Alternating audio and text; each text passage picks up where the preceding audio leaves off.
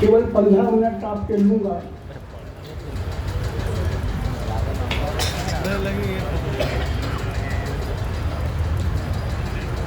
परम पूज्य बोधिसत्व बाबा साहब डॉक्टर अम्बेडकर की स्मृति को नमन करते हुए मंचासीन विद्वानों और सभा में उपस्थित सभी लेखक बंधुओं, जय भीम जय भारत। सत्य शोधक समाज की 151वीं वर्षगांठ पर विद्रोही सांस्कृतिक आंदोलन के अंतर्गत औरंगाबाद में आयोजित इस 19वें अखिल भारतीय मराठी साहित्य सम्मेलन का उद्घाटन करते हुए मुझे आज विशेष खुशी हो रही है। ये जानकर अच्छा लगा कि विद्रोही सांस्कृतिक आंदोलन 1999 से महाराष्ट्र भर में समतावादी मूल्यों का जागरण कर रहा है। इसके तहत 2007 से अखिल भारतीय मराठी साहित्य सम्मेलन का आयोजन किया जा रहा है। इसी की कड़ी में इस 19वें सम्मेलन में मुझे भाग लेने का गौरव प्राप्त हुआ है। मैं इसके लिए आयोजन के पदाधिकारियों को खासतौर से किशोर धमाले जी को धन्यवाद ज्ञापित करता हूं, जिनके प्रेमपूर्ण आग्रह पर मैं यहाँ उपस्थित हुआ। मैं सचमुच आप लोगों के एक बड़े योगदान से अनभिज्ञ रहता अगर मैं यहाँ न आता। आज मुझे इस मंच से महान साहित्यकारों को सुनने का अवसर मिलेगा। हालांकि भाषा की समस्या रहेगी, पर मन की भाषा बहुत ही महत्वपूर्ण होती है। साथियों, मैं थोड़ी विद्रोह, एक मौलिक विद्रोही चेतना की एक इतिहास पर थोड़ी सी बात करूंगा। साथियों, हम सभी जानते हैं कि इस देश में दो विचारधाराएं रही हैं, एक श्रमण विचारधारा और दूसरी वैदिक विचारधारा। इसमें पहली समतावादी विचारधारा है और दूसरी विषमतावादी। बाबा साहब डॉक्टर अम्बेडकर ने इसे क्रांति और प्रतिक्रांति की विचारधारा कहा है। क्रांति की धारा का नेतृत्व किसी एक जाति या वर्ग के हाथ में नहीं है, किंतु प्रतिक्रांति की धारा यानी विषमतावादी विचारधारा का नेतृत्व हमेशा एक खास जाति और वर्ण ब्राह्मण के हाथ में रहा है। वो आज भी उसके हाथ से किसी अन्य वर्ग या जाति के हाथ में नहीं गया है और आगे भी इसकी संभावना नहीं है। इसलिए विषमतावादी विचारधारा को ब्राह्मणवादी विचारधारा भी कहा जाता है। इस ब्राह्मणवादी विचारधारा को सामाजिक भेदभाव पसंद है। इस ब्राह्मणवादी विचारधारा को ऊंच नीच का भाव पसंद है। इस ब्राह्मणवादी विचारधारा को बहुत से देवी देवता पसंद है। इस ब्राह्मणवादी विचारधारा को एक ईश्वर पसंद नहीं है, क्योंकि एक ईश्वर के नाम पर अलग अलग मंदिर और आडंबर खड़े नहीं किए जा सकते। एक ईश्वर के नाम से भोग और दंड की संस्कृति खड़ी नहीं की जा सकती। और सबसे बड़ी बात, एक ईश्वर के नाम पर लोगों को डराने, धमकाने और हिंदू मुस्लिम का उन्माद पैदा नहीं किया जा सकता। इस ब्राह्मणवादी विचारधारा को स्त्रियों और निम्न वर्गों की शिक्षा पसंद नहीं है, क्योंकि निम्न वर्गों का शिक्षित होना ब्राह्मण के प्रभुत्व के लिए खतरा पैदा करता है। उसे देश में भौतिक आविष्कार और नई तकनीक पसंद नहीं है, क्योंकि इससे उसके गढ़े हुए ज्ञान पर सवाल खड़े होते हैं। उसे विज्ञान पसंद नहीं है, क्योंकि उससे इसकी धर्म सत्ता पर आंच आती है। यह शास्त्रों में विश्वास करता है और लोक यथार्थ की उपेक्षा करता है। असल में ये श्रमण विचारधारा के विरुद्ध ब्राह्मणों के प्रति क्रांति थी। दूसरे शब्दों में ये आजीविकों, लोकायतों और बुद्ध की महान क्रांति के विरुद्ध प्रतिक्रांति थी। प्रतिक्रांति का एक दौर होता है एक कालखंड होता है, पर वो हमेशा नहीं रहता। भारत में ब्राह्मणों की प्रतिक्रांति का कालखंड पुष्यमित्र शुंग का समय है। इसी काल में ब्राह्मण ग्रंथ लिखे गए, मनुस्मृति लिखी गई, बौद्धों के खिलाफ जनता में नफरत फैलाई गई, बौद्ध मंदिर ध्वस्त किए गए और एक बड़े पैमाने पर बौद्धों का कत्लेआम भी हुआ। इसी काल में स्त्री शूद्रों के खिलाफ कठोर कानून बनाए गए और उन्हें शिक्षा से वंचित किया गया। स्त्रियों को घर की चार दीवारी तक सीमित कर दिया गया। अंतर जातीय विवाह शक्ति को रोक दिए गए। ये सारी कठोरताएं इससे पहले के समय में नहीं थी। ब्राह्मणवाद की ये प्रतिक्रांति लगभग 200 साल रही। उसके बाद हर्षवर्धन का समय आया और ब्राह्मणवाद के खिलाफ एक बहुत बड़ा विद्रोह हुआ। इस विद्रोह का समय 4वीं-5वीं शताब्दी का है। यही समय भक्ति आंदोलन के आरंभिक चरण का भी है। यह आंदोलन एक बहुत बड़ा विद्रोह था। विद्रोह नहीं, विद्रोह का सैलाब था। इस काल में ज्ञान के क्षेत्र में शूद्रों और स्त्री संतों ने तूफान की तरह प्रवेश किया। जिस स्त्री को ब्राह्मण धर्म ने घर की चौखट तक सीमित कर दिया था, जिसके लिए मनु ने सिर्फ पति सेवा ही एकमात्र धर्म बना दिया था और जिसे शिक्षा तक से वंचित कर दिया था, उस स्त्री ने इस कालखंड में संत बनकर ब्राह्मण धर्म को सबसे बड़ी चुनौती दी, जिसे रोकने का साहस आज भी ब्राह्मण नेतृत्व में नहीं है। इसी सदी में आजीवक दर्शन ने ब्राह्मण धर्म के खिलाफ ऐसा विद्रोह किया कि शंकर भी तिलमिला गए। उसने ब्रह्म सूत्र के अपने भाष्य में आजीविकों को प्राकृत जन यानी गंवार कहा।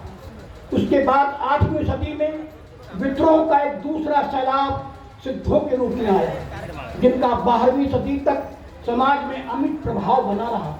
इन सिद्धों में सभी वर्गों के, सभी वर्णों के स्त्री पुरुष थे, जिनमें 28 शूद्र और 4 स्त्रियां भी सिद्ध थी। इसके बाद 10वीं सदी में गोरखनाथ हुए, जिन्होंने नाथ संप्रदाय की नींव डाली। ये भी गैर ब्राह्मण थे। नाथ शिव भक्त थे, पर वे ब्राह्मणवादी विचारधारा के विद्रोही और समतावादी विचारधारा के प्रचारक थे। कल्पना कीजिए, जिन शूद्रों के द्वारा धर्म का उपदेश देने पर उनकी जीभ काटने का विधान मनु ने बनाया था, वे शूद्र भक्ति काल में बड़ी संख्या में संत बनकर धर्म गुरु बन गए।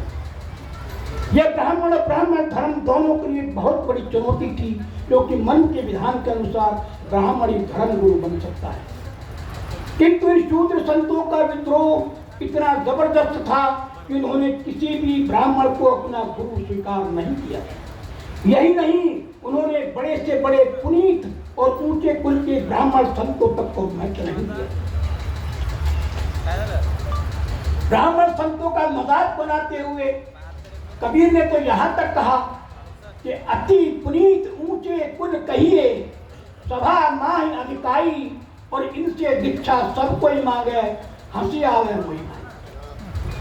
ब्राह्मण धर्म शास्त्रों और कर्म कांडों को इन शूद्र संतों ने न सिर्फ नकारा, बल्कि उनके खिलाफ जनता में अलख भी जलाई। उन्होंने सिर्फ समानता और मानव प्रेम को स्थापित करने में जोर दिया, जिसका ब्राह्मण धर्म में न अस्तित्व, न कल था और न आज है।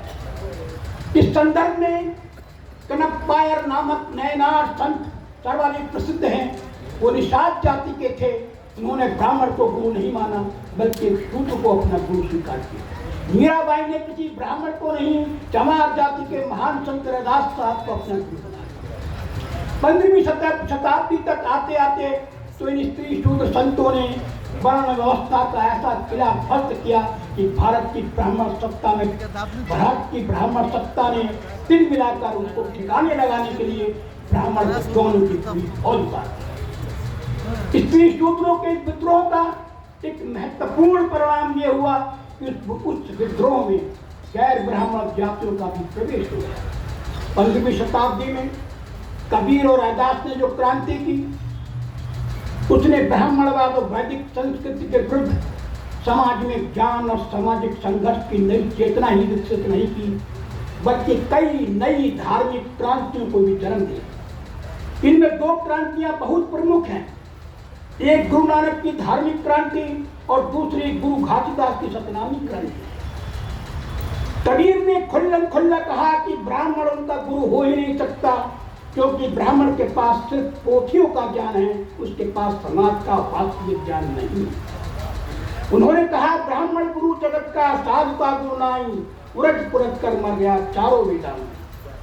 रविदास ने कहा कि ब्राह्मण को मत पूजिए जो हो गुण से हीन, और पूजिए चरण चंडाल के जो हो ज्ञान प्रवीण। ये एक नया सौंदर्य शास्त्र था जो संत रविदास ने गुण और योग्यता को महत्व देते हुए लिखा। 100 साल बाद तुलसीदास ने इसी की प्रतिक्रांति में कहा, पूजिए शील, पूजिए विप्रशील गुणहीना, और ना ही न शूद्र गुण ज्ञान प्रवीण। यानी अयोग और अज्ञानी ब्राह्मण भी पूजनीय है, जबकि योग और ज्ञानी शूद्र भी सम्मान का पात्र नहीं। यहां मैं ये स्पष्ट कर दूं कि विषमतावाद के विरुद्ध समतावाद की लड़ाई कभी भी ब्राह्मणवादियों के नेतृत्व में नहीं लड़ी जाती। कबीर और रविदास इसलिए सफल हुए क्योंकि उन्होंने ब्राह्मण रामानंद के नेतृत्व को स्वीकार नहीं किया। जिसने भी समाज को बदलने की लड़ाई ब्राह्मणवादी नायक के नेतृत्व में लड़ी, उसे कभी सफलता नहीं मिली।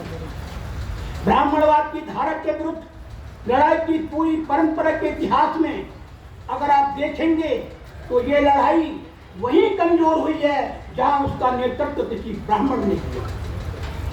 इसलिए ज्योतिबा फुले ने ब्राह्मणवादी तिलक का और डॉक्टर बाबा साहब अम्बेडकर ने ब्राह्मणवादी गांधी का नेतृत्व स्वीकार नहीं किया। यही कारण है कि अपनी क्रांति में सफल हुए। 15वीं शताब्दी में ब्राह्मणवाद के खिलाफ जो विद्रोह हुआ वो फिर रुका नहीं, अनवरत जारी रहा। ये 16वीं शताब्दी में भी नहीं रुका, जब तुलसीदास ने वर्ण व्यवस्था को पुनर्स्थापित करने की भरसक को की। तुलसी के समय में ब्राह्मण को धर्म का उपदेश देने वाले शूद्र जातियों की विशाल संख्या। उससे तिलमिलाए हुए तुलसी ने मानस में लिखा कि बाधई शूद्र दुजन सम हम तुम तय कटुघाट, और जाने ही ब्रह्म सो विप्रवर आंख दिखावेगा। यानी शूद्र द्विजों से कहते थे हम तुमसे कम नहीं हैं, तुमसे हीन भी नहीं है, क्योंकि हम भी ब्रह्म को उतना ही जानते हैं जितना तुम जानते हो। किंतु दुर्भाग्य से आजादी के बाद भारत की शासन सत्ता ब्राह्मणवादी नेताओं के हाथों में है। उनका उद्देश्य समतावादी समाज का निर्माण करना नहीं। इस सच्चाई को डॉक्टर बाबा साहब अम्बेडकर ने आजादी मिलने से पहले ही महसूस कर दिया। उन्होंने राष्ट्रवादी नेताओं के स्वतंत्रता संग्राम पर टिप्पणी करते हुए कहा था कि आजादी की लड़ाई सिर्फ दलित और आदिवासी वर्गों के लोग लड़ रहे हैं, से सारे राष्ट्रवादी नेता आजादी के लिए नहीं बल्कि देश के संसाधनों पर कब्जा करने के लिए लड़ा। यही हुआ भी। जैसे ही भारत से अंग्रेज गए और ब्राह्मणों के हाथों में सत्ता आई, देश के सारे संसाधन उन्होंने अपने कब्जे में ले लिए।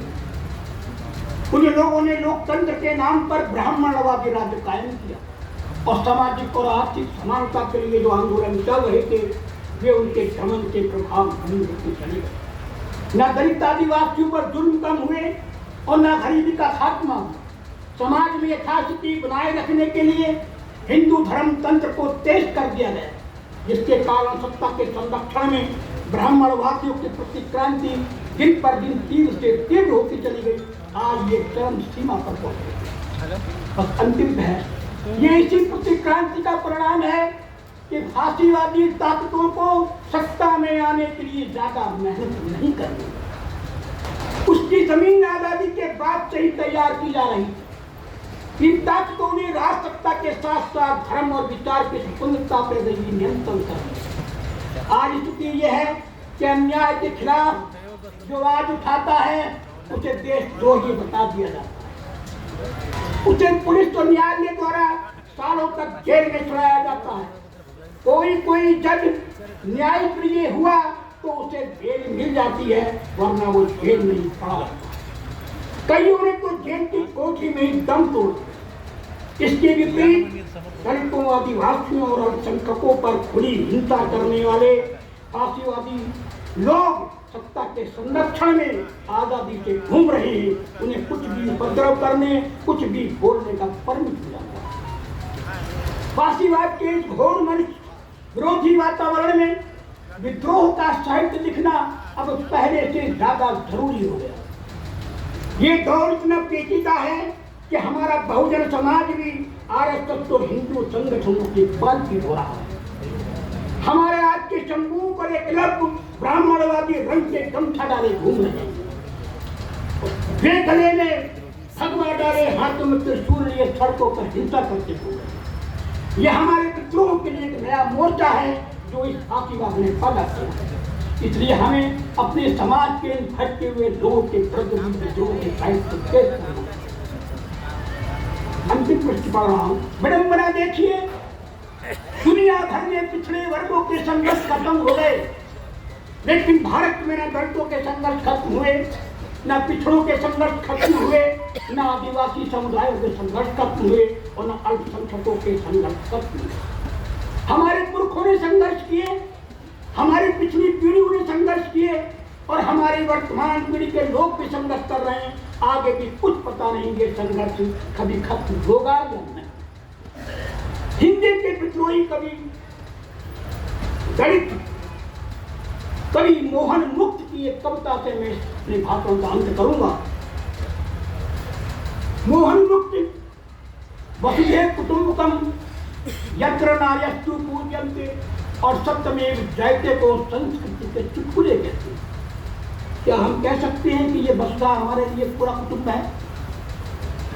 क्या हम कह सकते हैं कि हमारी स्त्रियों की सम्मान होता है? क्या हम कह सकते हैं कि हमारे लिए सत्य की जीत होती है? हम नहीं कह सकते, क्योंकि इस वसुधा पर हमारे लिए ना कि हमारे लिए प्यार का टुकड़ा सकते हैं। हमारी स्त्रियां उनके लिए सम्मान के पात्र नहीं है और हमारे लिए आज भी सत्य न्याय की अवधारणा पर, न्याय की अवधारणा में न्याय की चौखट पर दम है। इसलिए चुप्पी तोड़ना जरूरी है, बोलना जरूरी है और लिखना जरूरी है। मोहन मुक्त की कविता की जो पंक्तियां पढ़ के खत्म करता हूं कि कहो कि चुप्पी नाली चिमनियों से धुआं बनकर उठती है और पूरी दुनिया में बेआवाज पसर जाती है। कहो कि चुप्पी भाषाओं में बदल गई है, कहो कि चुप्पी हमारे कानों में पिघल गई है, कहो कि चुप्पी हमारे शरीरों पर हर समय जकड़ी हुई जंजीरों में ढल गई है, कहो कि हमारी चुप्पी इतिहास में हुए पहले कत्ल की चश्मदीद गवाह है, कहो कि चुप्पी ने अपनी जान बचाकर हत्याओं को ही बना दिया है विजयी संहिता, कहो कि लाशों की बातें भी कही जा सकती है, कहो कि लाशों के कहने का अधिकार ही जिंदा लोगों का असली कर्तव्य होता है, कहो कि अभिव्यक्ति स्वतंत्रता की तरह औपचारिक नहीं, सांस की तरह आदिम है। जय भीम, जय।